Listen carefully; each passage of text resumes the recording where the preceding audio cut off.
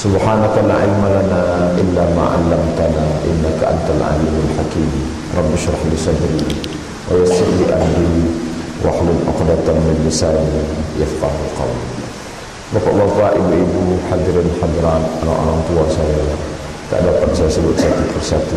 Insyaallah kita ini semua hamba-hamba yang dimuliakan oleh Allah Subhanahu wa taala. Amin ya rabbal alamin. Bersyukur kita kepada Allah pada hari ini, hari Sabtu terakhir di bulan Sya'ban, tepatnya lebih kurang tanggal 24 Sya'ban, kita masih diberikan Allah Subhanahu wa taala umur panjang, masih diberikan kesehatan, ada nikmat istiqamah iman dan Islam, sehingga ringan kita melangkahkan kaki datang ke rumah Allah. Walaupun saat ini hujan lebat, dingin, libur komplit semua, tapi kita tetap datang melaksanakan fardu subuh berjamaah. Dan kemudian beberapa waktu yang dititipkan Allah ini kita isi dengan mengkaji hadis Rasulullah sallallahu alaihi wasallam. Mudah-mudahan sampai akhir hayat kita diberikan istiqamah mengamalkan ini insyaallah. Amin ya rabbal alamin. Kemudian berselawat kepada Rasulullah dengan mengucapkan Allahumma salli ala Sayyidina Muhammad wa ala ali Muhammad. Mudah-mudahan dengan memperbanyak selawat dalam kehidupan kita diberikan istiqamah, dan ketika akhir hayat kita ditutup dengan husnul khatimah, dan ketika menghadap Allah Subhanahu wa taala kita mendapatkan syafaat insyaallah. Amin amin ya rabbal alamin. Bapak, ibu-ibu, hadirin hadirat yang dimuliakan Allah, pada kesempatan subuh kali ini tak seperti biasanya saya mengkaji satu hadis kemudian maknanya apa pelajaran dapat kita ambil, tapi pada subuh kali ini kita mengkaji satu tema yang terdiri dari beberapa hadis. Temanya adalah seputar bulan yang akan kita sambut, yaitu bulan suci Ramadan. Ramadan diambil dari akar kata, yaitu Ramadhan.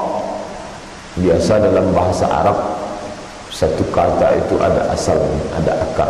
Jadi Ramadhan itu menurut para ulama ada beberapa versi, beberapa pendapat. Pendapat pertama mengatakan diambil dari kata Ramadhan. Apa maknanya? Ketika matahari menyinari bumi, menyinari gurun pasir, lalu pasir yang sudah panas itu mengeluarkan uap panas. Uap panas yang dikeluarkan oleh pasir akibat dari panas terik matahari itu disebut dengan Ramadhan. Apa hubungannya dengan puasa? Ketika orang sedang melaksanakan puasa, menahan haus karena dia tidak minum dari pagi, maka panasnya itu terasa, kering ke tenggorokan. Begitulah panasnya seperti panas matahari yang menyinari pasir, menyebabkan naiknya uap panas. Terasa amat sangat panas. Itu makna yang pertama. Makna yang kedua, Ramadhan itu adalah panas yang dikeluarkan oleh api ketika api membakar besi yang berkarat. Ketika ada kita jumpa bongkahan besi di dalam tanah, karena besi ini lama terkena air, terkena zat garam, maka dia mengeluarkan karat. Lalu karat ini bagaimana cara membuangnya? Dipanaskan dia di panas api yang sangat kuat. Kalau apinya kuat, maka karat yang ada di sekeliling besi akan jatuh, rontok, gugur. Apa hubungannya dengan Ramadhan?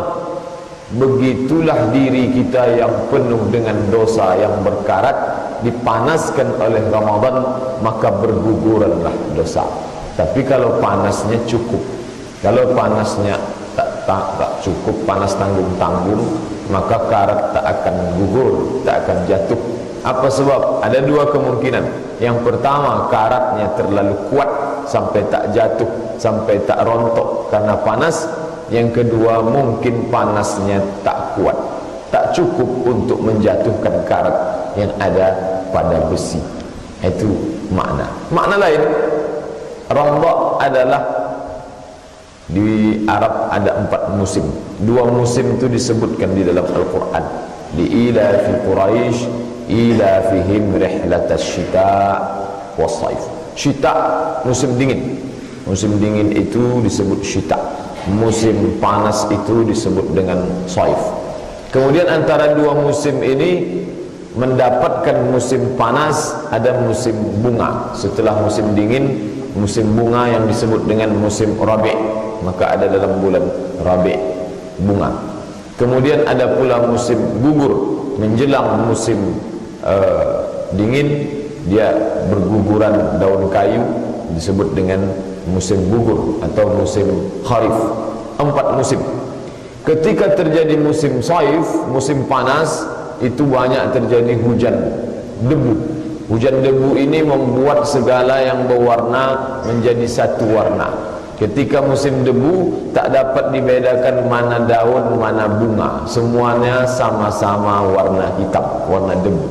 Oleh sebab itu jangan Bapak Ibu heran kalau mungkin nanti ada rezeki diberikan Allah datang ke Kairo menengok bangunan yang kusam, warnanya warna debu, karena memang begitulah hujan debu. Daun, pokok kayu, batang kayu, bunga, warnanya sama semua, warna debu. Begitulah yang terjadi pada musim saif, musim panas. Ketika akan berganti musim, itu ada hujan. Hujannya tak banyak, tak seperti kita hujan lebat, hanya seperti siraman pada bunga saja, sekali lalu saja saat pergantian musim.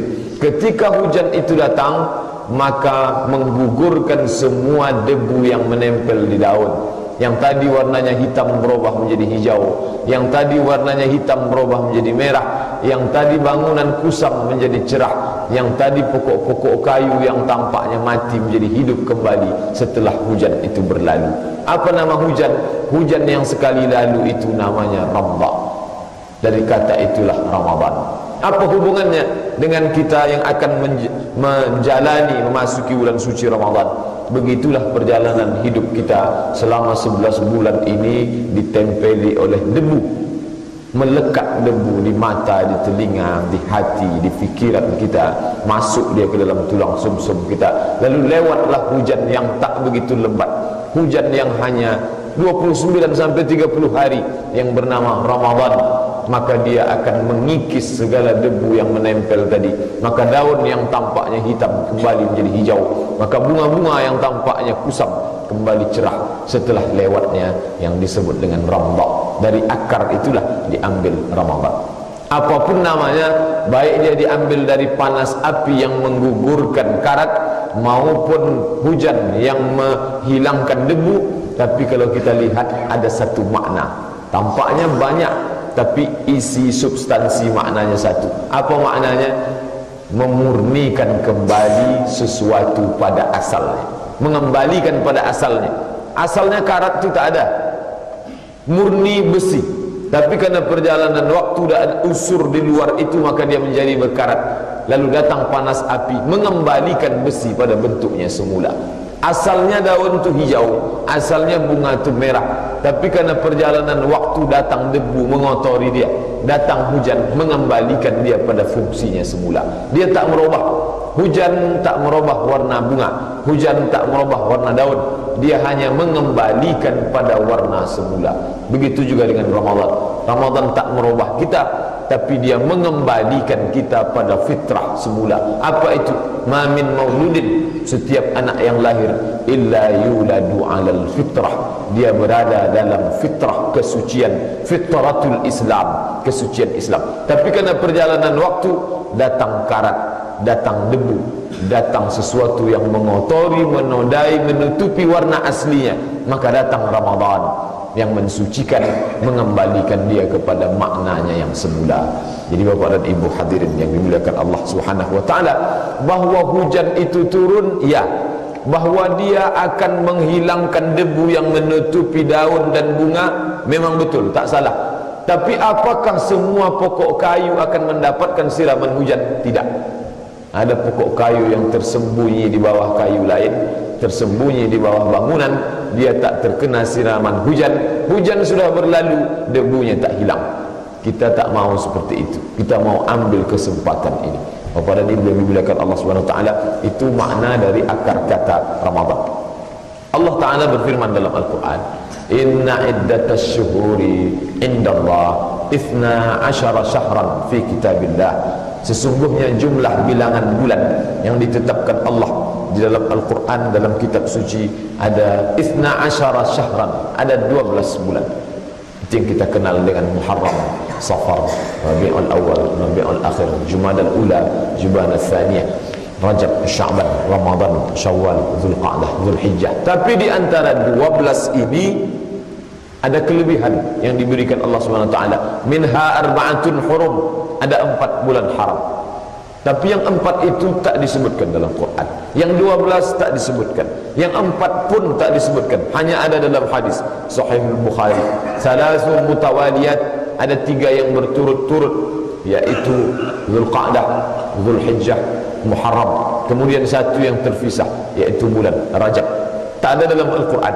Tapi bulan yang 1 ini disebutkan secara teks di dalam Al-Quran. Apa kata Allah Ta'ala?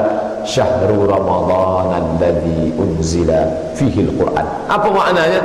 Kalau di antara 12 ada kemuliaan yang 4, yang 4 itu pun tak disebutkan. Di antara yang 4 kemudian ada pula 1 yang mulia disebutkan Allah, menunjukkan betapa mulianya bulan suci Ramadan. Maknanya hebat.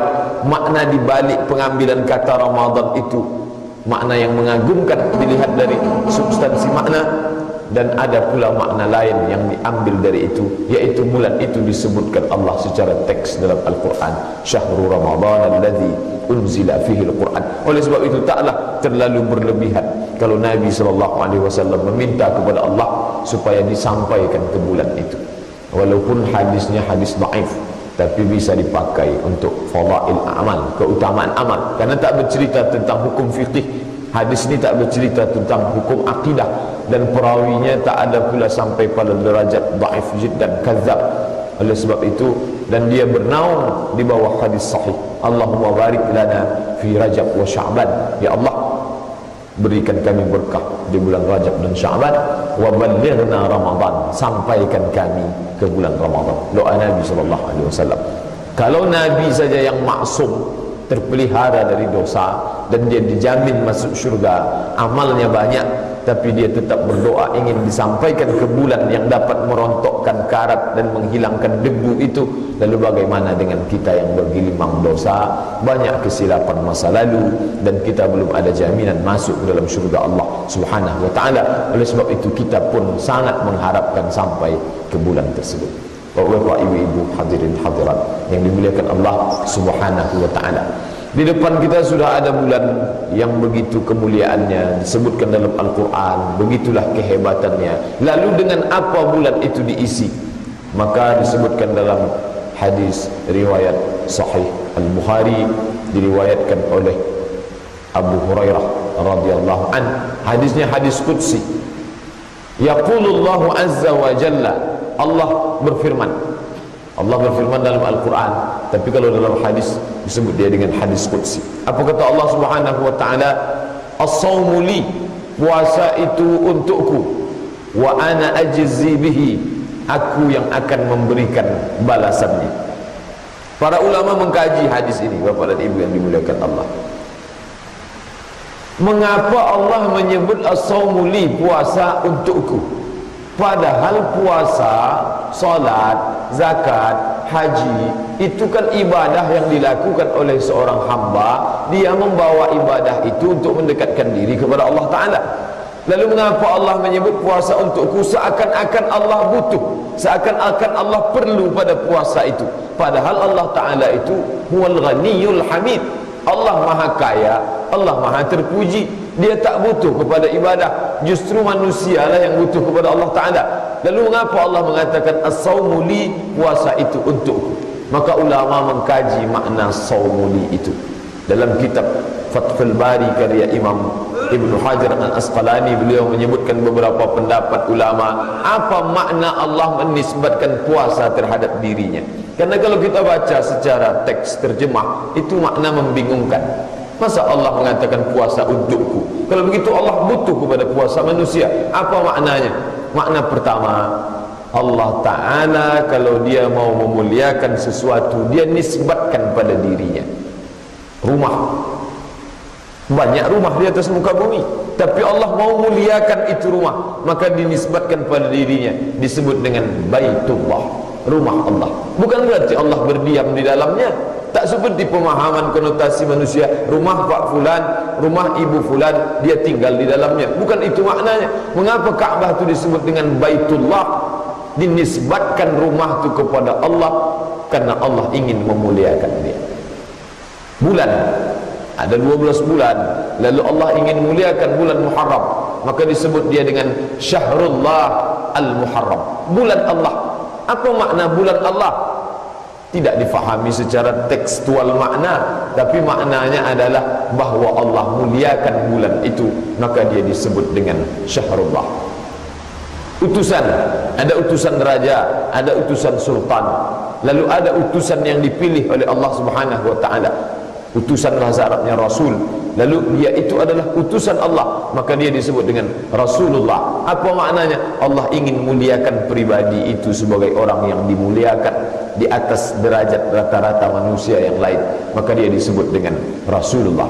Rasulullah, Syahrullah, Baitullah adalah nama yang dinisbatkan kepada Allah. Bukan berarti Allah butuh ke rumah itu, bukan berarti Allah butuh kepada utusan itu, bukan berarti Allah perlu kepada nama-nama yang dinisbatkan pada dirinya, tapi dinisbatkannya itu kepada Allah untuk menaikkan derajatnya, menunjukkan bahwa dia mulia dibandingkan dengan yang lain. Begitu juga dengan puasa ini. Kalau Allah mengatakan as-saumu li, dinisbatkan Allah pada dirinya, puasa itu untukku, bukan berarti Allah butuh pada puasa, akan tetapi Allah ingin mengangkat derajat puasa di atas ibadah yang lain.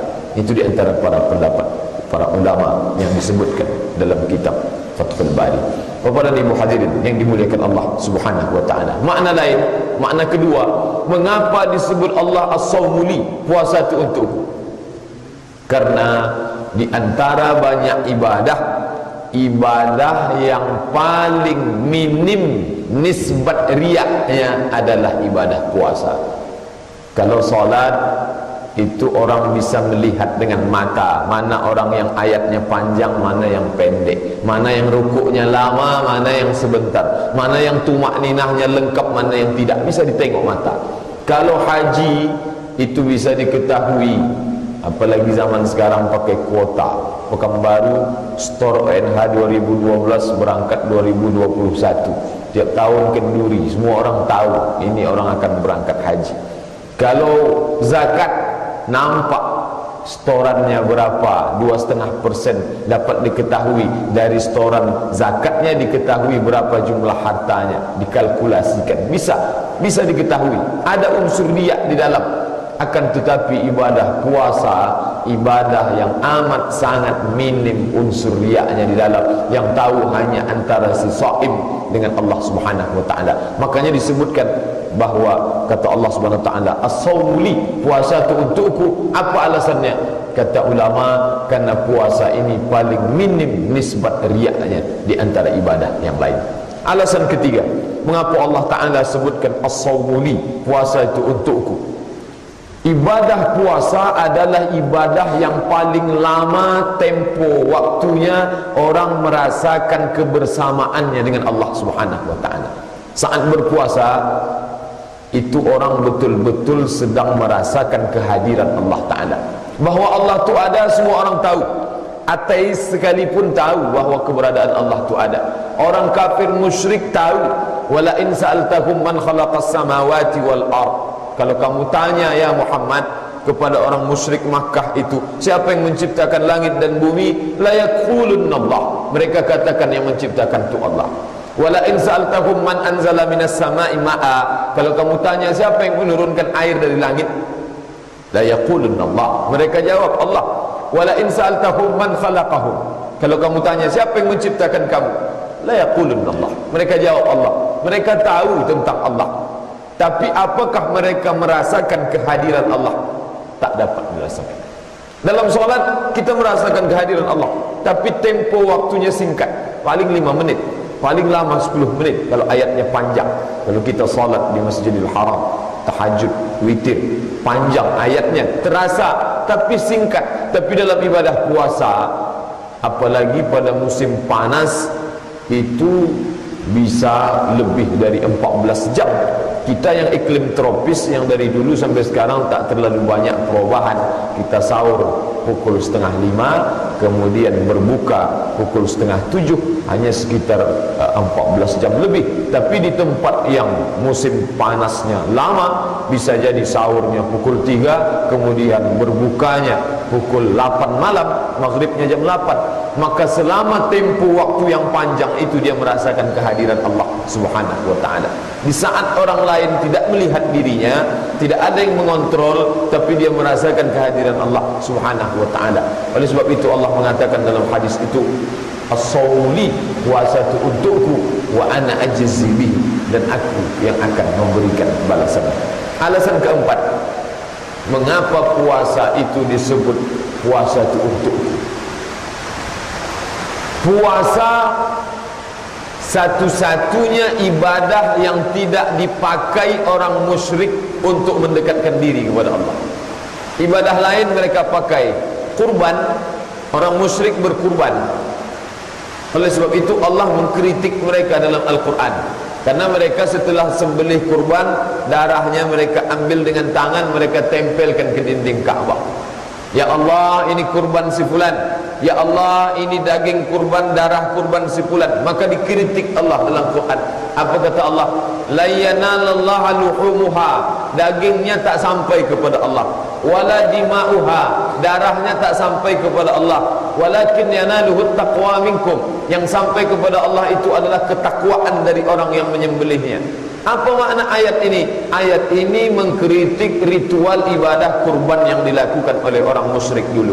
Makna lain bahwa orang kafir pun berkurban. Jadi kalau ada orang Islam tak mau berkurban, lebih parah daripada orang musyrik Makkah dulu. Mereka berkurban, tapi kurbannya itu ada unsur kemusyrikan dan ada unsur yang tidak diridai Allah Ta'ala. Yang menjadi kaitannya dengan kajian kita pada subuh ini, bahwa mereka melaksanakan ibadah kurban untuk mendekatkan diri kepada Allah Subhanahu wa Ta'ala. Kemudian ibadah yang lain, haji, mereka melaksanakan ibadah haji, tapi caranya ada yang tak sesuai tuntunan syar'i, lalu Allah kritik itu. Apa kata Allah dalam Al-Quran? Summa afidu min haitsu afadan nas, bertolaklah kamu dari tempat orang banyak bertolak. Ayat ini kritik terhadap perbuatan mereka yang bertolaknya dari Masy'aril Haram, yaitu Muzdalifah. Orang lain bertolak dari Padang Arafah, mereka tak mau dari Arafah, mereka wukufnya di Muzdalifah. Ketika ditanya, mengapa kamu tidak mau ke Arafah, mengapa berkumpul di Muzdalifah? Kami ini orang hebat, orang Quraisy, keturunan Nabi Ibrahim, tidak mau wukuf di tempat orang banyak sama-sama dengan manusia yang biasa, yang bukan keturunan Nabi. Maka mereka dikritik oleh Allah Ta'ala. Mereka disuruh, summa afidu, bertolaklah kamu, min haitsu afadan nas, dari tempat bertolaknya orang banyak. Kalau kamu mau bertolak, maka bertolak dari Padang Arafah menuju Muzdalifah, menuju Mina. Jangan dari Muzdalifah menuju Mina, karena menganggap diri lebih mulia dari orang lain. Apa maknanya? Bahwa orang kafir musyrik itu pun melaksanakan ibadah haji, tapi ibadah puasa itu tidak mereka pakai untuk mendekatkan diri kepada Allah Subhanahu wa ta'ala. Oleh sebab itu Allah katakan, as-sawmu li, puasa itu untukku, aku yang akan memberikan balasan. Alasan selanjutnya, mengapa Allah katakan as-sawmu li? Bapak dan Ibu yang dimuliakan Allah, alasan selanjutnya adalah saat berpuasa orang sedang melakukan perbuatan Allah Ta'ala. Apa perbuatan Allah? Manusia sedang berakhlak dengan akhlak Allah. Allah tak makan, Allah tak minum, Allah tidak melakukan hubungan, Allah tidak melakukan hubungan syahwat. Ketiga perbuatan itu dilakukan oleh orang yang sedang berpuasa dalam waktu tempo yang panjang. Oleh sebab itu saat itu dia sedang berakhlak dengan akhlak Allah Subhanahu wa ta'ala. Maka Allah katakan as-sawmu li, seakan-akan Allah mengatakan apa yang dilakukan hamba itu sama dengan apa yang aku lakukan. Saat itu orang sedang mendekatkan diri kepada Allah dengan perbuatan Allah Subhanahu wa ta'ala. Maka disebut dia dengan as-sawmu li. Jadi taklah terlalu berlebihan kalau puasa itu disebut sebagai puncaknya ibadah, karena saat itu dia sedang mendekatkan diri kepada Allah Subhanahu wa ta'ala. Bapak dan Ibu hadirin yang dimuliakan Allah Subhanahu wa ta'ala, Bulan Ramadan sama seperti bulan lain, dia terdiri dari siang dan malam. Siangnya kita isi dengan siam, malamnya kita isi dengan qiyam. Hanya dua saja. Walaupun ibadahnya nanti kita isi selama 30 hari itu banyak, beraneka ragam ibadah, tapi kalau disimpulkan hanya dua. Siangnya diisi siam, malamnya diisi qiyam. Apa itu makna siam? Padanan dari kata siam adalah imsak. Imsak menggenggam. Apa hubungan siam dengan imsak? Genggam artinya menahan. Apa yang ditahan?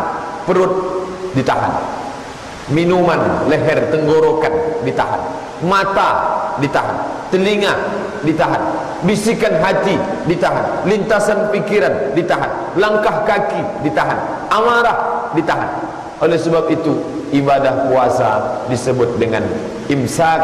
Imsak menahan, menggenggam. Sebagaimana kuatnya kita menggenggam sehingga tak lepas, begitulah kekuatan kita menahan semua anggota tubuh yang selama ini lepas, selama ini liar, selama ini bebas. Tapi saat kita berpuasa, kita disuruh imsak, menahan.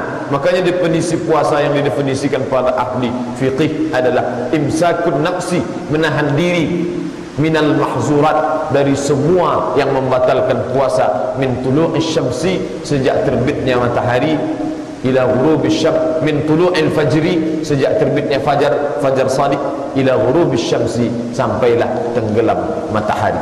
Akan tetapi tak semua manusia dapat menahan. Memang betul ketika imsak orang sudah menahan, tapi banyak hanya menahan makan dan menahan minum saja. Oleh sebab itu seorang ulama bernama Al-Imam Al-Ghazali dalam kitab Ihya Ulumuddin membagi imsak puasa itu menjadi 3 bagian, 3 tingkatan. Tingkatan yang pertama, puasanya orang awam, orang kebanyakan, orang umum. Apa yang dia imsak, yang dia tahan, orang awam ni yang dia tahan 2 saja, makan, minum, tak lebih tak kurang daripada itu. Kalau ditanya apakah dia berpuasa, ya, dia tak makan, dia tak minum, dari terbit matahari, dari terbit fajar sampai tenggelam matahari. Ini levelnya orang awam. Di atas itu yang disebut dengan puasa khas. Bagaimana puasa mereka? Yang dia tahan lebih dari makan dan minum. Mata dia tundukkan, telinga dia tahan, pikiran yang tak sesuai dengan aturan Allah dia tahan, bahkan lintasan hati pun dia tahan. Ini khas. Tapi ada yang lebih daripada itu, yaitu puncaknya, khasul khas, khusus di antara yang khusus. Bagaimana puasa mereka? Mereka hanya menahan diri, tak hanya menahan makan, tak hanya menahan minum, tak hanya menahan mata, tak hanya menahan telinga, lintasan pikiran dan hati, tapi mereka mampu menahan diri dari segala yang melalaikan dari Allah Subhanahu wa ta'ala. Itulah puncaknya. Dan kita tak dapat mengukur orang lain. Orang lain pun tak dapat mengukur kita, tak dapat dia tempatkan kamu ini puasa am, kamu khas, kamu khasul khas. Tak ada. Yang dapat mengukur itu adalah kita sendiri dengan Allah Subhanahu wa ta'ala. Oleh sebab itu saat berpuasa maka kita tak hanya sekedar menahan makan. Kalau hanya sekedar menahan makan lalu lidahnya tetap liar, itulah yang dikecam oleh Nabi SAW dalam kitab Sunan Ibni Majah. Apa kata Nabi SAW? Rubba sa'imin, betapa banyak orang yang saib berpuasa, laisa lahu min siyamihi, tak dapat apa-apa dari puasanya, illal ju', hanya lapar saja. Tak ada disebut atas. Riwayat yang dalam Sunan Ibni Majah hanya menyebut illal ju', hanya lapar saja. Apa sebab lapar? Karena lidahnya membatalkan apa yang ditahan oleh perutnya. Itu dijelaskan Nabi dalam hadis lain. Apa kata Nabi SAW? Man lam yada' qawla zur, siapa yang tak menahan lidahnya dari ucapan zur, palsu, bohong, dusta, sia-sia. Makna zur banyak, dusta masuk kategori zur, bohong, sia-sia, perbuatan yang tak diridai Allah yang dilakukan lidah masuk dalam perbuatan zur. Man lam yada' qawla zur, siapa yang tak meninggalkan ucapan dusta, bohong, sia-sia, tak diridai Allah, falaisa lillahi hajatun fi ayyada'a ta'amahu wa syarabahu, maka Allah pun tak merasa perlu untuk menerima perbuatan dia meninggalkan makan dan minumnya. Perbuatan makan dia tinggalkan, minum dia tinggalkan, mestinya Allah beri balasan, tapi karena dia tidak tinggalkan perbuatan lidah, maka Allah subhanahu wa ta'ala falaisa lillahi hajatun, Allah merasa tak perlu untuk memberikan balasan. Oleh sebab itu perlu siam itu ada keseimbangan antara meninggalkan perbuatan perut, perbuatan leher dengan perbuatan lidah, perbuatan mata, perbuatan telinga. Kita insyaAllah mau mencapai puasa yang disebut oleh Al-Ghazali sebagai tingkatan khas, al-khas, puncak di antara yang puncak. Itu siamnya yang disebut dengan siam. Bapak dan Ibu hadirin yang dimuliakan Allah Subhanahu wa taala. Para ulama menyebutkan bahwa ibadah itu ada kalanya mengeluarkan tenaga. Ambil contoh solat. Solat itu mengeluarkan tenaga, ada tegaknya, ada rukuknya, ada sujudnya. Bahkan sujudnya kalau panjang itu kita mengeluarkan energi. Membaca Al-Quran mengeluarkan tenaga, ada makharijul hurufnya, ada tajwid, idgham, iqlab, ikhfa, mengeluarkan air liur, mengeluarkan suara, bahkan qari berkeringat ketika dia mengeluarkan. Artinya ada energi yang dikeluarkan. Satu sisi mengeluarkan ibadah yang bersifat fisik, satu lagi ibadah yang tidak mengeluarkan tenaga tapi mengeluarkan harta, infak, zakat, sedekah. Dia bisa jadi tidak beraktivitas sama sekali, hanya transfer ke bank langsung keluar zakatnya, atau potong langsung tanpa dia sadari di akhir bulan langsung potong. Begitulah sifat ibadah. Ada yang mengeluarkan tenaga, ada yang mengeluarkan harta benda, dan dua-dua itu ujian dari Allah. Itu tenaga milik kita, lalu diuji oleh Allah, sanggup. Tapi ada ibadah yang tidak mengeluarkan tenaga dan tidak pula mengeluarkan harta benda. Apa itu? Siam. Puasa tak mengeluarkan tenaga dan puasa tidak mengeluarkan harta benda. Lalu apa yang dituntut Allah dari seorang hamba itu? Hanya menahan diri. Tahan makan, tahan minum, tahan mata, tahan telinga, tahan syahwat, tahan lintasan pikiran, tahan lintasan hati. Maka orang saat itu sedang beribadah. Jadi kalau dibanding-bandingkan, ada orang mengatakan ibadah paling ringan adalah puasa, ya, karena tidak mengeluarkan tenaga, tidak mengeluarkan harta benda. Tapi kalau dikatakan paling ringan, tidak juga. Justru mungkin bagi sebagian orang paling berat. Bagi orang yang ringan mengeluarkan harta tapi berat menahan lidah, maka puasa ibadah paling berat. Bagi orang yang ringan untuk mengeluarkan tenaga, salat 10 rakaat, 8 rakaat, 23 rakaat dia mampu, tapi untuk menahan mata berat, maka ibadah puasa adalah ibadah yang paling berat. Dikatakan dia paling ringan karena tak mengeluarkan tenaga, tak mengeluarkan harta benda, tapi dia juga ibadah yang paling berat karena tak semua orang mampu menahan imsak. Bapak dan Ibu yang dimuliakan Allah Subhanahu wa taala, ibadah puasa adalah ibadah pembelajaran, pembentukan kepribadian seorang muslim di hadapan Allah Subhanahu wa taala. Itu siamnya, siam. Yang kedua, bagian kedua adalah qiyam. Qiyam diambil dari kata qama, artinya tegak. Apa maknanya? Ketika pada waktu malam kita berbaring, tidur, beristirahat, di tengah orang lain yang tidur, larut dalam mimpi panjangnya, lalu ada hamba-hamba Allah yang bangkit, bangun tengah malam, qiyam. Dia hidupkan malam itu yang pada umumnya hidup tidak ditemukan pada waktu malam. Semua dalam keadaan kematian kecil, tidur. Tapi ada hamba Allah yang qiyam. Siangnya diisi siam, malamnya diisi qiyam. Itu yang kita kenal dengan qiyamul lail, menghidupkan malam. Qiyamul lail tidak berarti salat. Salat bagian dari qiyamul lail, tapi salat bukan qiyamul lail. Qiyamul lail diisi dengan salat, qiyamul lail diisi dengan zikir, qiyamul lail diisi dengan membaca Al-Quran. Intinya menghidupkan malam-malam Ramadan dengan qiyamul lail. Apa saja yang sudah kita laksanakan dan umum kita laksanakan adalah melaksanakan salat tarawih, kemudian dilanjutkan dengan witir, kemudian menghatamkan Al-Quran, kemudian muhasabah diri, duduk sejenak, berpikir sesaat. 11 bulan ini kita banyak lalaikan malam kita lupakan beribadah, maka kita khususkan malam yang penuh dengan ampunan Allah itu kita isi dengan waqfah ma'an nafsi, sejenak bersama jiwa. Maka saat itu kita muhasabah diri, betapa banyak nikmat karunia yang diberikan Allah, tapi betapa sedikit syukur kita kepada Allah Subhanahu wa taala. Bapak dan Ibu yang dimuliakan Allah Subhanahu wa taala, kalau siang itu kita isi siyam, malam kita isi qiyam, maka janji Nabi sallallahu alaihi wasallam untuk siangnya, man shoma Ramadan, siapa yang melaksanakan siam di siang Ramadan, imanan wahtisaban, hanya karena didasari iman, wahtisaban, hanya karena ingin mendapatkan balasan dari Allah, bukan karena unsur yang lain, ghufira lahu ma taqaddama min dzambih, maka Allah janjikan ampunan terhadap dosa di masa yang lalu.